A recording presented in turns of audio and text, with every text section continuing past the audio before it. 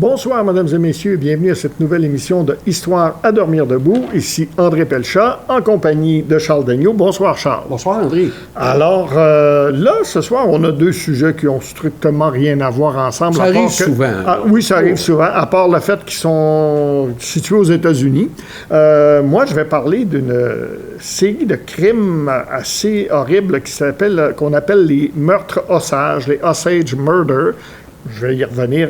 Ça se passe en Oklahoma. Ça implique les Autochtones. Mais toi, tu vas nous parler d'un avion. Un avion qui a fait du bruit. Qui a fait du bruit, puis aussi, c'est dans l'environnement d'une autre période de trouble en Amérique, au Canada. Je parle de la guerre froide. Toi et moi, on peut quand même discourir sur ça, parce qu'on était enfant, on l'a vécu, cette période-là. L'URSS qui essayait d'être les plus meilleurs. Hein? Et puis là, ben, c'était un concours de gonflement, de voisins gonflables, et puis ça s'est répercuté à tous les niveaux. Surtout, on était aussi à l'ère atomique, donc la menace était omniprésente, c'était une menace globale, et le Canada figurait sur l'échiquier, ni plus ni moins, des stratégies. À l'époque, les missiles intercontinentaux balistiques nucléaires n'étaient pas encore au point, étaient en développement.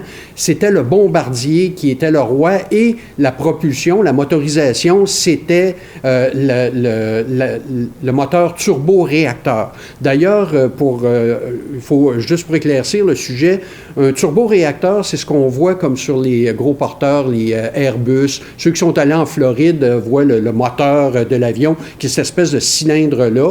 Et il y a aussi une autre gamme de moteurs qui a été développée dans les années 50, durant la guerre froide, le turbopropulseur. La différence entre les deux, c'est que le turbopropulseur utilise une hélice. Alors, brièvement, un réacteur, c'est un séchoir à cheveux.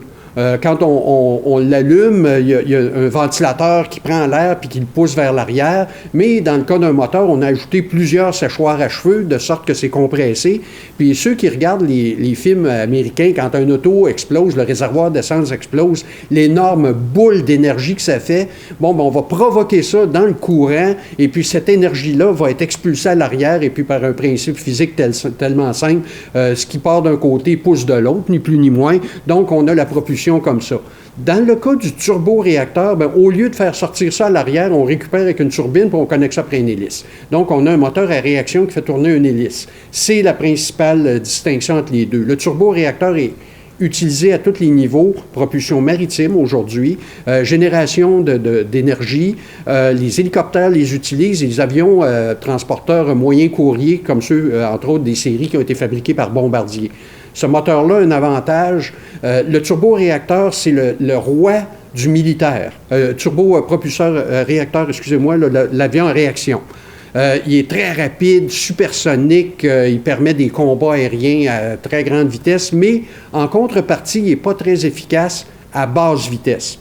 À l'époque, dans les années 50, l'Air Force ont voulu mettre sur pied le concept d'un avion qui pouvait arriver à vitesse supersonique, ralentir à une vitesse subsonique à hélice pour faire une approche furtive avec une bombe atomique, laisser tomber la bombe puis retourner se sauver avec une vitesse supersonique. Donc, il y en a un qui a pensé, on dit, on va faire un avion à hélice supersonique.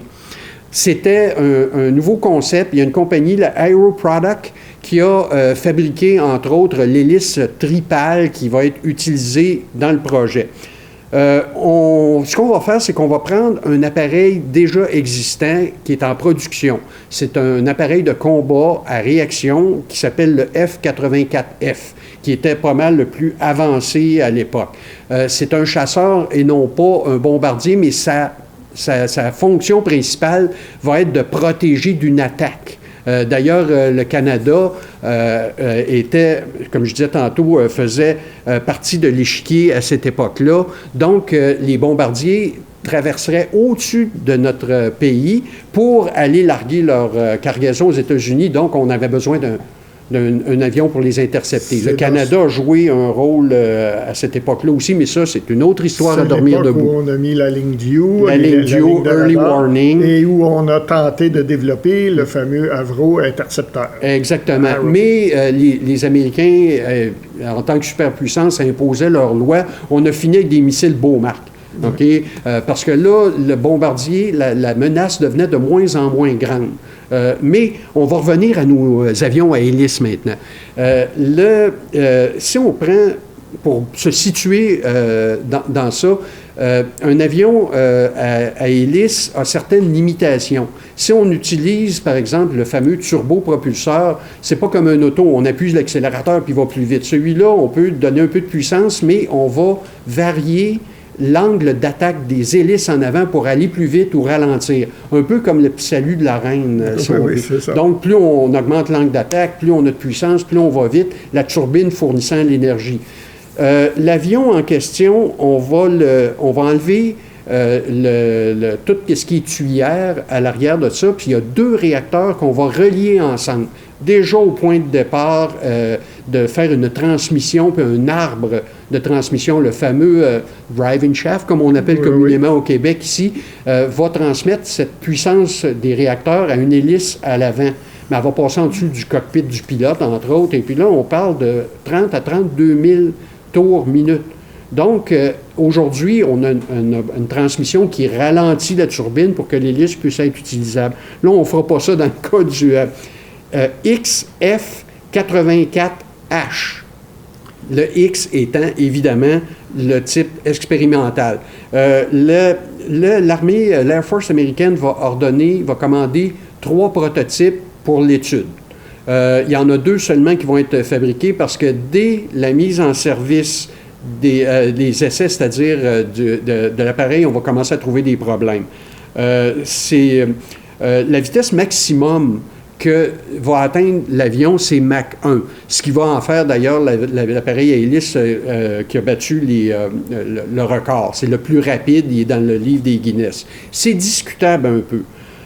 Par contre, parmi les problèmes qui vont apparaître, ceux de vibrations énormes. Quand l'hélice tourne d'un côté, l'avion tend à tourner de l'autre bord, puis il tord comme ça. Okay. Là, on parle littéralement d'une torsion de la carlingue. L'axe qui transmet le pouvoir a tendance à se vriler, à se transformer en vis, ni plus ni moins, parce que les torsions appliquées par ça sont énormes. D'ailleurs, il va avoir ces problèmes de couple. Là, l'avion va dériver d'un côté puis de l'autre, va tendance à tordre. C'est un projet extrêmement complexe. On a sous-estimé la complexité de ça.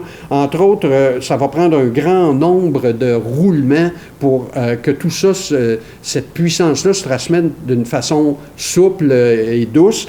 On va décaler les entrées d'air parce que chaque côté des ailes sont là l'admission par laquelle le turbopropulseur aspire son air. Ça va être décalé de 30 cm pour essayer de compenser. Comme l'hélice génère un énorme courant d'air, la dérive arrière va être montée pour la sortir de là, mais ce ne sont que des palliatifs. L'hélice mesure 3,7 mètres de diamètre, c'est quand même assez énorme. Et puis, le principal problème qu'on va trouver, c'est le niveau sonore. Quand un avion à réaction s'approche du mur du son, il compresse l'air un peu à la façon d'un haut-parleur. Lorsqu'il franchit ça, le son est déclenché, et puis ça, on connaît tous le célèbre boom sonique. Ça va fracasser des fenêtres. C'est une onde de choc énorme, donc au-delà de 180 décibels. Imaginez, chacune des 3 pales produit un boom sonique, mais continu. À chaque fois. À chaque révolution, le boom se produit. Alors là, on va se retrouver avec l'avion le plus bruyant qui a jamais été construit. Pour se situer dans ça rapidement, là, au niveau sonore, l'avion, le bruit est une arme en soi. Les volcans vont aller émettre des ondes de choc de 310 décibels. C'est insoutenable. Le Concorde, qui d'ailleurs ne pouvait pas atterrir dans les grandes villes à cause qu'il était trop bruyant, lui culminait à 160 décibels. Le Tupolev Tu-114, qui est un bombardier de l'ère soviétique, lui en avait 4 de ces moteurs-là. Il culminait à peu près là, à 180 décibels. 120 décibels étant le seuil de la douleur. Un avion à réaction qui décolle, c'est environ 110 décibels. Le République, lui, a culminé aux alentours de 180-200 décibels.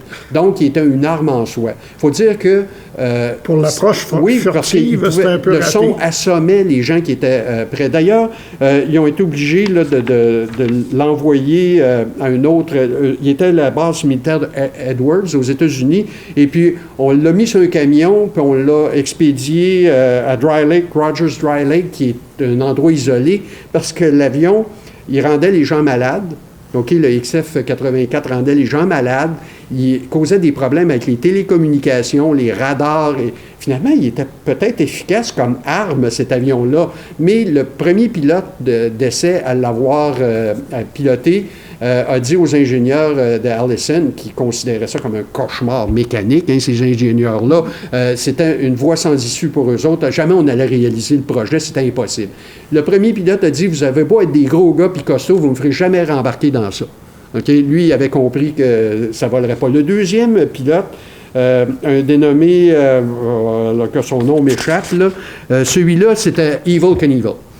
Lui, il a fait 11 vols d'essai pour une durée totale de 8 heures dans les airs, puis il y en a 10 qui sont terminés par des atterrissages d'urgence. Quel courage quand même pour cet homme-là. Les prototypes, le premier a été détruit, le deuxième est devenu ce qu'on appelle un Gate Guardian, c'est une base militaire en Californie. Donc on l'a mis sur un pilier. Il faut dire que l'appareil était très beau, très élégant, mais un moteur électrique faisait tourner l'hélice en avant. Et puis là, ben, il a fini dans le musée de l'Air Force. Ça, c'était le Air Fort Wright-Patterson à Dayton, en Ontario. En Ohio, ça. Désolé. En Ohio. Et puis, ça a démontré que l'avion à hélice supersonique n'était pas réalisable. Et puis, de toute façon, déjà les premiers missiles balistiques intercontinentaux prenaient leur envol. Le bombardier soviétique devenait une menace moins importante.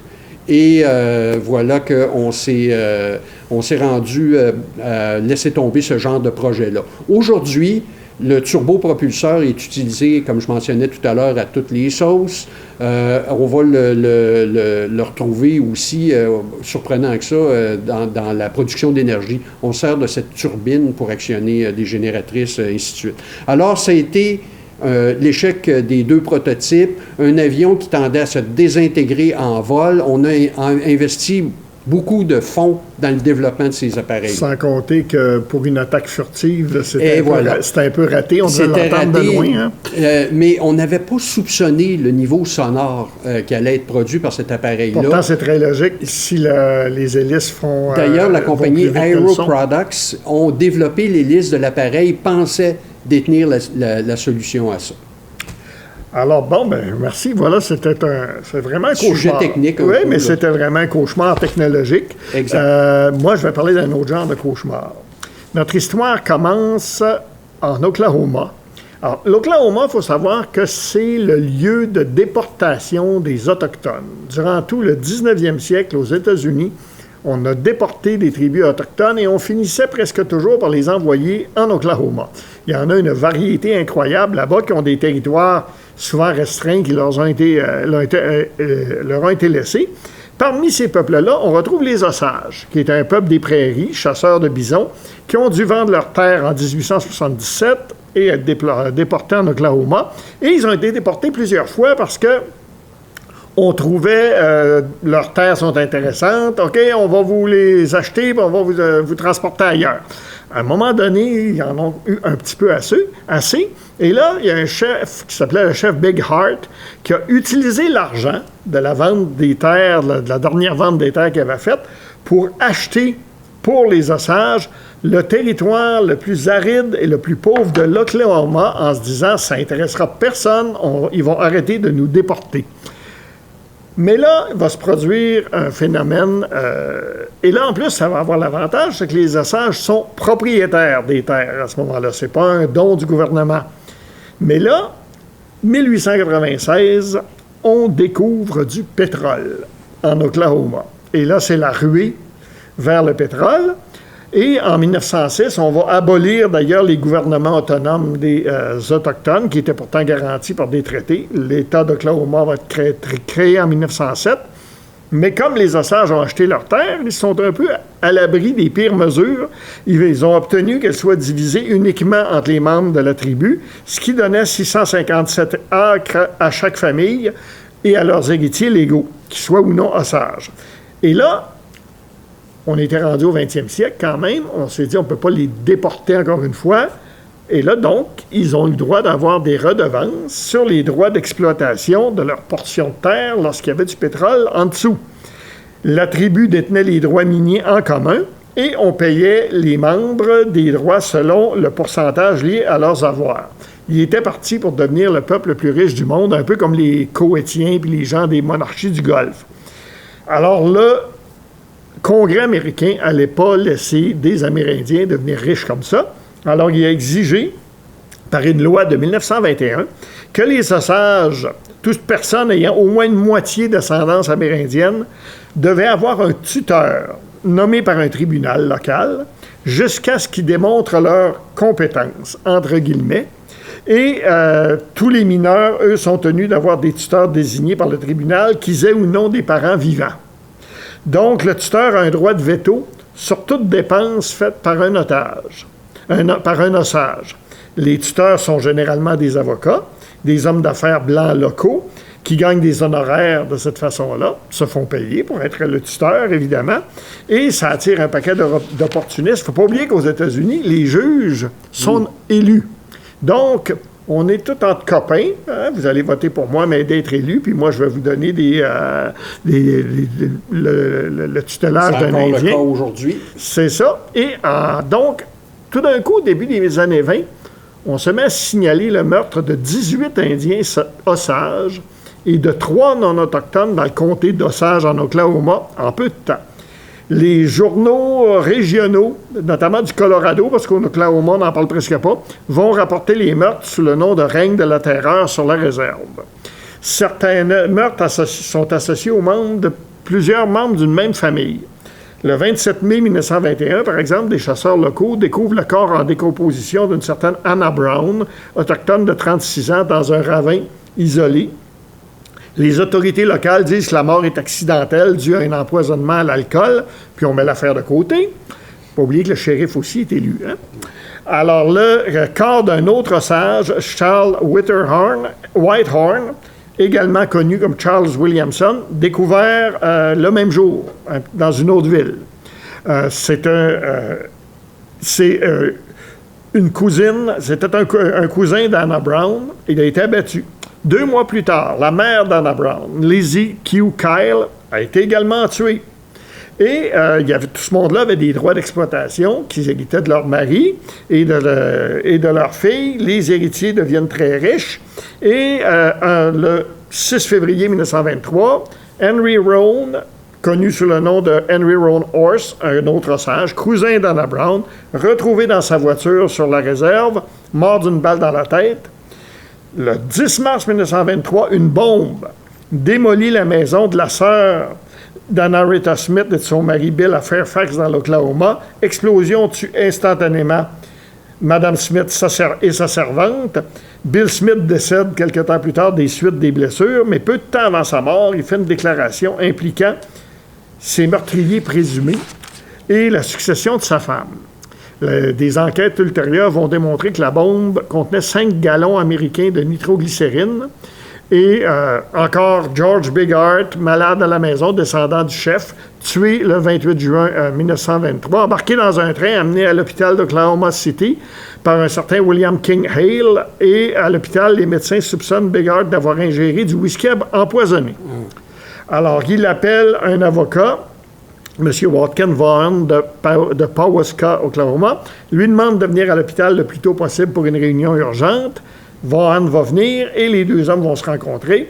Bigart a des soupçons sur les auteurs des meurtres et dit avoir des documents incriminants à l'appui de ses accusations. Il meurt le lendemain matin. L'avocat Vaughan monte dans le train pour retourner chez lui. Quand le porteur ouvre la porte du wagon le lendemain matin, Il n'est plus là, Vaughan n'est pas là et la couchette dans le train n'a pas été utilisée. Le corps de l'avocat va être retrouvé plus tard avec son crâne écrasé à côté des voies ferrées, près d'une ville qui s'appelle Pershing, Oklahoma, environ 5000 au sud de Pahuska où lui restait. 13 autres décès d'hommes et de femmes osages qui avaient des tuteurs nommés par les tribunaux sont signalés entre 1921 et 1923. En 1925, on est rendu à 60 riches osages qui sont identifiés, là, qui ont été tués et que leur terre a été héritée ou cédée à des tuteurs, avocats et hommes d'affaires blancs locaux. Il y a un écrivain qui va écrire un jour que c'est le nombre démesuré de jeunes personnes qui sont mortes durant cette période. Alors, en 1925, les anciens de la tribu, avec l'aide d'un officier de justice local, vont demander l'aide d'un organisme peu connu, le Bureau of Investigation, organisme fédéral, qui ne s'appelle pas encore le FBI. Et parce qu'on dit que la police locale, visiblement, ne semble pas capable de résoudre ces meurtres-là. Ces meurtres-là. Alors, on présente des preuves de meurtre et de complot et on demande une enquête et on demande à J. Edgar Hoover, qui, lui, depuis longtemps, veut étendre les responsabilités du bureau, qui jusque-là enquêtait surtout sur l'administration fédérale, la corruption policière et les questions politiques, les radicaux, les révolutionnaires, etc. Alors là, c'est une belle occasion de faire une enquête qui va le faire reconnaître le bureau. Alors il envoie un certain Tom White pour mener une enquête en s'infiltrant. Et il décide, lui, Tom White, qui va être le visage public de l'enquête et que la plupart des agents, il va en engager, qui vont travailler sous couverture. Les autres agents recrutés, il y a un ancien shérif du Nouveau-Mexique, un ancien Texas Rangers et un Indien de la tribu Ute aussi, qui a déjà été un espion au Mexique. Donc, on fait une enquête et on constate vite que plusieurs meurtres dans une même famille ont été commis par un gang dirigé par un certain William Hale, dit King of Osage Hills, le roi des collines Osages. Et l'objectif, c'est de gagner les droits des redevances pétrolières et de la richesse des membres de la tribu, y compris la femme osage d'un de ses neveux, qui est la dernière survivante de la famille. Alors, éventuellement, Hale, ses neveux, un des employés de son ranch vont être accusés du meurtre de la famille, de la femme de son neveu, et un petit criminel, et là, on va découvrir, là, un petit criminel, Kelsey Morrison, va admettre avoir assassiné Anna Brown, et va témoigner que c'est William Hale qui lui a demandé de le faire, et là, après ça, on va découvrir des petits criminels qui ont fait ça pour des contrats. Et tout ça était toujours le but, ça allait tout vers la même place, de permettre à des tuteurs de recueillir les données. Finalement, 3 hommes vont être reconnus coupables et condamnés dans cette affaire-là, mais la plupart des meurtres n'ont pas été officiellement résolus. On pense que le nombre réel des meurtres, ça peut s'élever à 200. Donc, 200 personnes assassinées. Et on s'aperçoit, quand un journaliste a fait une enquête, il a révélé qu'il y avait une grande corruption parmi les officiers, les fonctionnaires blancs du comté à l'époque. Les incidents comprenaient les forces de l'ordre, par exemple, n'étaient jamais capables de procéder à un examen post-mortem. Des certificats de décès ont été falsifiés, qui a été délivré par le bureau du coroner, et toutes sortes d'activités comme ça. Donc, un réseau de complices, même au niveau de la fonction publique, pour dissimuler les meurtres. Alors, les responsables du comté d'Osage vont chercher à se venger de Pyle, celui qui avait lancé l'enquête pour son rôle. Il va être obligé de s'enfuir en Arizona. Et en 1925, le Congrès va adopter une loi interdisant l'héritage des droits miniers par des non-autochtones et qui ont plus par des non-autochtones afin de réduire la menace pour les Osages. Hale et un associé vont être reconnus coupables des meurtres et ils vont être condamnés à la prison à vie, mais vont recevoir une libération conditionnelle, bien que la tribu Osage s'y soit opposée. Et le ministère de l'Intérieur américain va continuer à gérer les terres en fiducie et à payer des honoraires à des Osages sur les droits.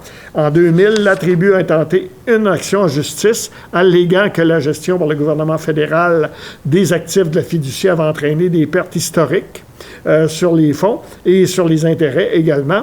Et il y a eu un recours collectif aussi qui avait été déposé contre les départements de l'Intérieur et du Trésor en 1996 par d'autres Amérindiens.